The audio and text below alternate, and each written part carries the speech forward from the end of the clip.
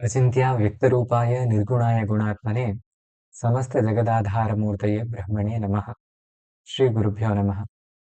स्वागत है आप सभी का मकर राशि वाले जातकों के लिए दिसंबर 2024 के इस मासिक राशिफल के सत्र में। यहाँ पर यह जो राशिफल है यह आपकी चंद्र राशि पर आधारित है तथा यहाँ पर जो भी विषय रखे गए हैं वह सर्वथा शास्त्रोक्त प्रमाणों के आधार पर है। किसी भी प्रकार से स्वयं से कुछ जोड़ या घटा करके विषयों को उपस्थापित नहीं किया जाएगा। आरंभ करते हैं आपके राशिफल का। सर्वप्रथम आपके शरीर एवं स्वास्थ्य हेल्थ संबंधी स्थिति पर विचार करेंगे। तदुपरांत शिक्षा, संतान, दाम्पत्य, व्यवसाय, प्रेम संबंध, करियर, फाइनेंस वाइज जो भी स्थिति आपके लिए इस गोचर अवधि में रहेगी तथा अंत में इस दिसंबर के गोचर अवधि को और भी ज्यादा किन उपायों के द्वारा शुभद बनाया जाए इससे संबंधित विषयों पर भी चर्चा करेंगे। अतः वीडियो के अंत तक आप अवश्य बने रहें। मुझे पूर्ण विश्वास है कि यह जानकारी आपको अच्छी लगेगी। आरंभ करते हैं आपके शरीर एवं स्वास्थ्य से। एक विषय यहाँ पर और भी आपको ध्यान देना है कि जो भी फलादेश यहाँ पर आपके लिए रखे जा रहे हैं, जिस भी ग्रह से संबंधित रखे जा रहे हैं, यदि उस ग्रह की महादशा अथवा अंतर्दशा अष्टक वर्ग में उसको 4 या 4 से अधिक यदि बिंदु प्राप्त हो रहे हैं और उस व्यक्तिगत ग्रह विशेष की आपकी कुंडली में स्थिति किस प्रकार से है, इन सभी चीजों को ध्यान में रखते हुए ही आपको अपने ऊपर फलादेश घटित करना है। अर्थात उपरोक्त तीनों चीजें जिन भी व्यक्ति विशेष की कुंडली में होंगे, उनके लिए उस ग्रह से संबंधित जो भी फल यहाँ पर बतलाए जा रहे हैं, वह प्रभावी होंगे। तो आरंभ करते हैं आपके शरीर एवं स्वास्थ्य से। यहाँ पर आप एक व्रत बना हुआ देख पा रहे होंगे जो कि लग्न भाव का सूचक है। यहाँ पर देह से सौष्ठवम स्वास्थ्यम स्थिति श्रेयो वपुः सुखम इत्यादि प्रकार से शरीर से संबंधित जो भी विचारणीय विषय है वह आपके लग्न भाव से विचारणीय है। यह जो लग्न भाव है इसी लग्न भाव से विचारणीय है, ऐसा बतलाया गया है। अब यहाँ पर आपके जो लग्नेश है वह शनि है। लग्न से द्वितीय में जाकर के अपनी स्वयं की मूल त्रिकोण तथा स्वक्षेत्रस्थ राशि कुंभ में विद्यमान है। यहाँ पर यह जो द्वितीय भावस्थ शनि का भावफल है वह भूरि द्रव्य नृपरत धन। यहाँ पर सरकार के पक्ष से कहीं ना कहीं आपको धन की प्राप्ति, धन का संचय। पुनः चूंकि यह जो शनि है वह कुटुंब भाव में जाकर के अपनी मूल त्रिकोण राशि में विद्यमान है, अतः घर परिवार का सुख, कुछ सुखद आयोजन भी आपके घर परिवार में इस गोचर अवधि में देखने के लिए प्राप्त हो सकते हैं। आपके शरीर की बात की जाए तो यहाँ पर आपके लग्न भाव में ही शुक्र जो है, शनि जो कि उनके मित्र ग्रह हैं, उनके साथ विद्यमान है। यह बहुत ही ज्यादा सुखद स्थिति है। यहाँ पर यदि आप लग्नस्थ शुक्र का फल भी देखेंगे तो अखिल विषय भोगम वित्त सिद्धिम विभूतिम। अखिल विषय भोगम मतलब सभी प्रकार के विषयों का भोग, मतलब आपकी जो भी मनोकामनाएं हैं, आज का विशेषतया जो सांसारिक चीजों को जोड़ करके देखा जाए तो उन सभी इच्छाओं की पूर्ति कराने वाला यह लग्न का गोचर शुक्र का आपके लिए रहेगा। इस गोचर अवधि में आप एक अलग ही व्यक्तित्व के साथ समाज में निखर करके आएंगे। आपका जो शारीरिक प्रतिभा है अथवा शारीरिक रूप जो है उसमें भी एक अलग ही तेज दिखाई देगा तथा सभी प्रकार से हृष्ट पुष्ट तथा मानसिक रूप से स्वस्थ यह गोचर अवधि शरीर के दृष्टिकोण से आपके लिए समझ में आता है। समाज में आपका मान सम्मान तथा किसी भी प्रकार से जो है यदि आप कहीं कॉम्पिटिटिव एग्जाम्स वगैरह में है जय है, क्योंकि यदि आप देखेंगे तो जयो वपुश्च तत्सर्वम चिंतनीयम विलग्नता, अर्थात किसी भी प्रकार से यदि आप किसी भी प्रकार की स्पर्धा में हैं तो वहां पर आपकी विजय इस गोचर अवधि में यदि परिणाम आने वाले हैं तो उसमें संभव है। आगे बढ़ते हैं शिक्षा एवं संतान से संबंधित विषय पर चर्चा करने के लिए। इसका जो विचार है यदि आप देखेंगे तो यहाँ पर एक वृत्त बना है। यह जो वृत्त है पंचम भाव का सूचक है और प्रज्ञा, प्रतिभा, मेधा, विवेक, शक्ति, पुरातनम इत्यादि जो है आपके पंचम भाव से विचारणीय विषय है। अर्थात तीन चीजें पंचम भाव से मुख्यतः विचारणीय है। प्रज्ञा मतलब बुद्धि हो गई, पुनः मानसिक सुख हो गया और संतति हो गई अर्थात संतान। यह तीन चीजें प्रमुखतया पंचम भाव से विचारणीय है। यहाँ पर जो पंचम भाव में स्थित ग्रह है अत्यंत जो नवग्रह है उन सभी ग्रहों में से शुभद माने जाने वाले बृहस्पति का आपके पंचम भाव से गोचर हो रहा है। पंचम भावस्थ बृहस्पति का जो फल है वह भी अत्यंत शुभद है। यदि आप देखेंगे तो गोचरवस्थ शुद्ध भावस्थ गुरु का जो फल है वह पुत्रोत्पत्ति मुपैति सज्जन युतिम पुनः राजानुकूल्यम। तो मतलब यह है कि सरकार के पक्ष से कहीं न कहीं यहाँ पर आपके लिए, क्योंकि शनि का भी उसी प्रकार से द्योतित हमने फल देखा है, यहाँ पर बृहस्पति का भी जो पंचम भावस्थ फल है, वह सर्वकारी के पक्ष से कहीं न कहीं आपके लिए लाभ समझ में आता है।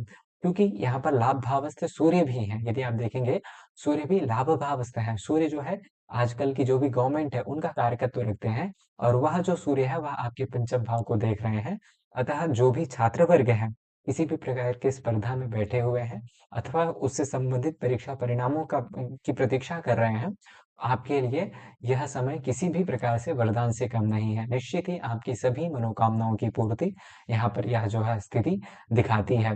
दूसरा, जो लोग पुत्रोत्पत्ति से संबंधित कामना कर रहे थे, पुत्र प्राप्ति अथवा पुत्र सुख से संबंधित स्थिति में यहाँ पर आप सभी के लिए अत्यंत शुभ स्थिति बनी हुई है।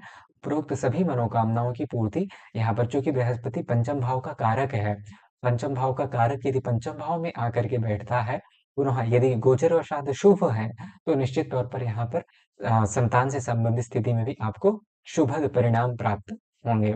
जो लोग छात्र वर्ग हैं, उनके लिए भी मानसिक स्थिति में अत्यंत पढ़ाई लिखाई में मन लगेगा तथा परीक्षा परिणाम आदि जो भी किसी भी प्रकार की स्पर्धा में हो, उनमें आपको जो है यहाँ पर विजय की प्राप्ति होगी।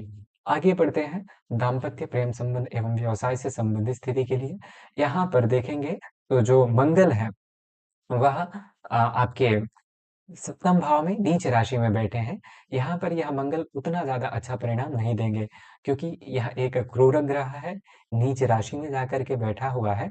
तदुपरांत यदि आप देखेंगे तो दाम्पत्य जीवन में यदि इस प्रकार से मंगल हो गया, सूर्य हो गया, शनि हो गया, यदि यह ग्रह आकर के बैठते हैं तो किसी न किसी प्रकार से दाम्पत्य जीवन में कुछ कड़वाहट हमें देखने के लिए प्राप्त होती है। चूंकि गोचर में भी यह जो मंगल है, यह उतना ज्यादा अच्छा नहीं माना जाता है। इसका जो परिणाम है वह उतना ज़्यादा अच्छा नहीं है। इसलिए आपको ध्यान रखना है कि क्रोध में नियंत्रण रखें। मंगल क्या है? व्यक्ति को आवेश में आकर के अथवा क्रोध में आकर के किसी भी प्रकार के कार्यों को करने के लिए प्रोत्साहित करता है। अतः यदि इन सभी विषयों में आपने जो है ध्यान रखा, क्रोध में नियंत्रण रखा तथा किसी भी प्रकार से जो भी आपके दंपति हैं अथवा जो भी पार्टनर्स हैं, उनके साथ यदि आपने प्रेम भाव से अथवा शांति से किसी भी विषय विशेष पर परिचर्चा की, तो निश्चित तौर पर यहाँ पर आपको जो है यह मंगल अच्छे परिणाम देके जाएगा। नहीं तो क्रोध अथवा आवेश में आकर के यदि आपने कुछ गलत कहा अथवा किसी भी प्रकार से कुछ लड़ाई झगड़ा या किसी भी प्रकार का कुछ विषय विवाद तक स्थिति गई, तो वह जो है आपके लिए इष्टकारक हो सकता है। पुनः व्यवसाय में भी यदि आप कुछ इन्वेस्टमेंट करना चाहते हैं, तो सोच समझ करके ही आगे बढ़ें, क्योंकि यह जो मंगल है नीच राशि का है, यहाँ पर उतना ज्यादा सुखद स्थिति को नहीं दर्शाता है। भाग्य भाव में भी केतु बैठे हुए हैं, अतः और भी ज्यादा, और पुनः यदि आपकी जन्म कुंडली में भी मंगल की स्थिति नहीं है, तब तो इस गोचर अवधि में आपको निवेश अथवा व्यापार से संबंधित कुछ कार्यों में सावधानी निश्चित तौर पर रखनी चाहिए।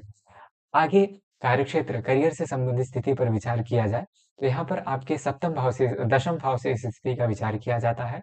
दशमेश शुक्र है, आपके लग्न भाव में अखिल विषय वित्त भोगम, इस प्रकार से जो है यहाँ पर उनका फल है। अतः बहुत ही ज्यादा स्थिति सुखद है आपको। जो लोग एक नई जॉब की अपॉर्चुनिटी की तलाश में थे, उनके लिए यहाँ पर अत्यंत ही सुखद योग बना हुआ है।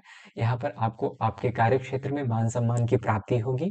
पुनः यदि आप पदोन्नति से संबंधित स्थिति की भी कामना कर रहे थे, तो वह भी इस गोचर अवधि में आपको प्राप्त हो सकता है। जो लोग नई जॉब की अपॉर्चुनिटी की तलाश में थे, उनके लिए भी यह शुक्र, चूंकि बृहस्पति पंचम भाव में बैठ करके अच्छी स्थिति में है, लाभ भाव में सूर्य की स्थिति हो गई। विशेषतया जो लोग पढ़ाई लिखाई से संबंधित बैंकिंग के क्षेत्र में है अथवा एजुकेशन के क्षेत्र में है, मीडिया के क्षेत्र में है, उन सभी लोगों के लिए यह जो गोचर है, वह जॉब से संबंधित परिणामों में बहुत ही ज्यादा सकारात्मक जो है स्थिति को दर्शाता है। अंत में आय तथा लाभ से संबंधित स्थिति पर विचार किया जाए, तो यही जो पक्ष है इस गोचर अवधि का, यह आपके लिए सबसे ज्यादा सुखद तथा सबसे ज्यादा महत्वपूर्ण है। क्योंकि आप देखेंगे कि गोचर में कोई भी ग्रह अशुभ परिणाम लाभ भाव में नहीं देता है। अब यहाँ पर सूर्य हो गया, बुध हो गया तथा चंद्रमा, तीन ग्रहों की युति, तो इस प्रकार से यहाँ पर आय के जो साधन है, वह कहीं न कहीं से आपके लिए कुछ नए आय के स्रोतों की जो है उद्गम की स्थिति यहाँ पर नज़र आती है। अर्थात कुछ ऐसे स्रोत आपके लिए आय के लिए प्राप्त हो सकते हैं कि हम करियर वाइज़ भी सोच सकते हैं इसको, अथवा किसी न किसी प्रकार से धन आगम की स्थिति भी समझ सकते हैं। ओवरऑल फाइनेंस वाइज़ गेन इस गोचर अवधि में निश्चित तौर पर आपके लिए भले ही कुंडली में आपकी किसी भी प्रकार से स्थिति क्यों ना हो, किंतु यहाँ पर आपको धन प्राप्ति से संबंधित जो स्थिति है वह इस गोचर अवधि में निश्चित ही दिखाई देगी। पुनः सर्वाभीष्टागमो, मतलब यहाँ पे ये यदि आप देख पा रहे होंगे, सर्वाभीष्टागमः अर्थात 11वें भाव से जो विचारणीय है सभी प्रकार के अभीष्टों का आगम। अतः किसी भी प्रकार से यह जो गोचर अवधि है आपके लिए, यदि दाम्पत्य जीवन को छोड़ दिया जाए तो हानिकृत नहीं है। मंगल से संबंधित यदि आप उपाय, जो कि आगे हम सब परिचर्चा करेंगे, तो करते हैं, तो निश्चित ही यह गोचर जो है आपके लिए वर्ष का सर्वश्रेष्ठ गोचर निकल करके आता हुआ नजर आता है। कुछ उपायों की बात की जाए तो बृहस्पति वस्तुतः पंचम भाव में है, तो बृहस्पति से संबंधित उतना कुछ विशेष उपाय की आपकी आवश्यकता नहीं है। फिर भी मंगल से संबंधित, क्योंकि केतु भी आपके भाग्य भाव में बैठा हुआ है, तो कुछ रुके हुए जो काम है, यदि वह नहीं बन पा रहे हैं, उसके लिए भी यह जो है उपयोगी उपाय होगा। आप उपाय के तौर पर हनुमान चालीसा का प्रतिदिन 3 पाठ और बजरंग बाण का आप प्रतिदिन 3 पाठ कर सकते हैं। मंगलवार एवं शनिवार के दिन हनुमान मंदिर जा करके भगवान हनुमान जी के दर्शन करें एवं सुंदरकांड का पाठ करें। इस प्रकार से यह जो गोचर अवधि है आपके लिए निश्चित तौर पर अत्यंत सर्वश्रेष्ठ ही परिणामों के लिए और भी ज़्यादा सुखदता में वृद्धि ही करने वाली रहेगी। आशा है यह जानकारी आपको अच्छी लगी होगी। यदि कुछ व्यक्तिगत सुझाव हैं या व्यक्तिगत जानकारी चाहते हैं, तो कमेंट के माध्यम से अथवा इंस्टाग्राम आदि में कहीं भी टेलीग्राम में डायरेक्ट मैसेज करके भी आप अपनी बात रख सकते हैं। वर्तमान के लिए इतना ही, मिलते हैं अगली वीडियो में, तब तक के लिए अपना ध्यान रखिए। नमस्ते, महादेव।